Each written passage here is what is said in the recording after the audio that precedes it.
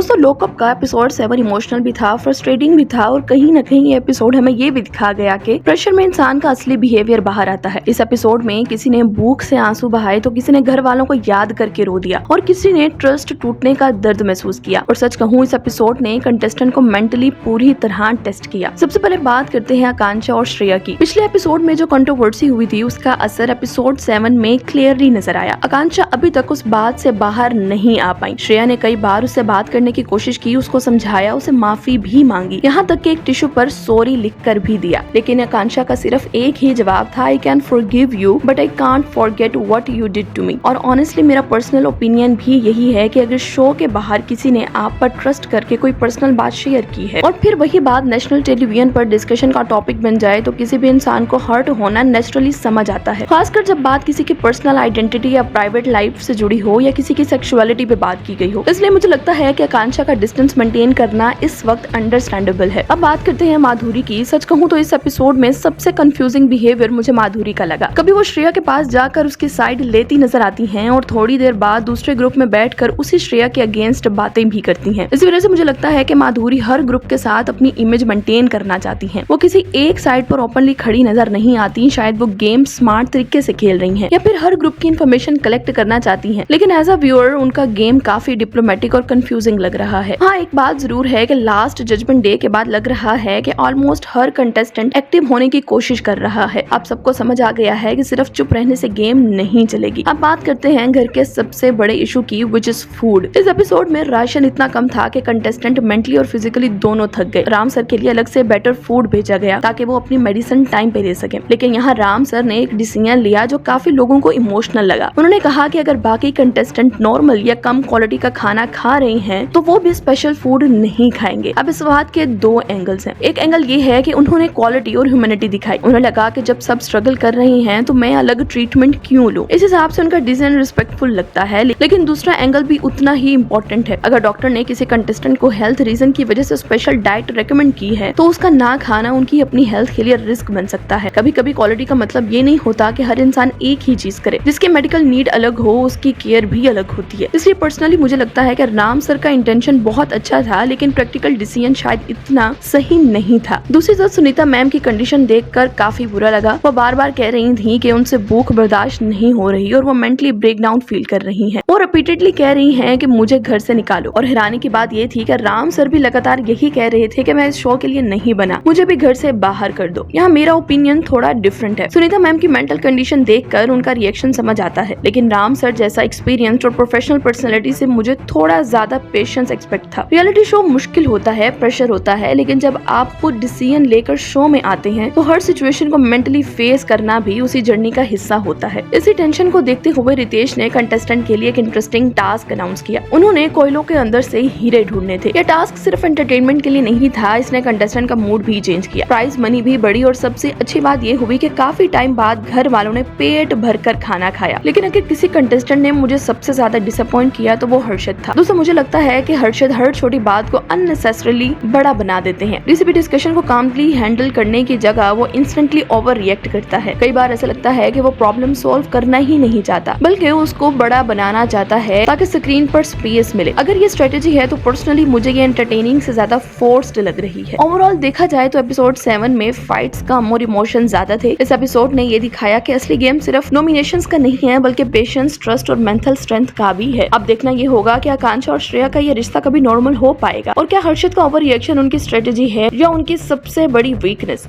आपको एपिसोड 7 का सबसे शॉकिंग मोमेंट कौन सा लगा? आपको एपिसोड 7 का शॉकिंग मोमेंट कौन सा लगा? कमेंट सेक्शन में जरूर बताएं। अगर वीडियो पसंद आई हो तो हमारे चैनल को सब्सक्राइब भी कर दें।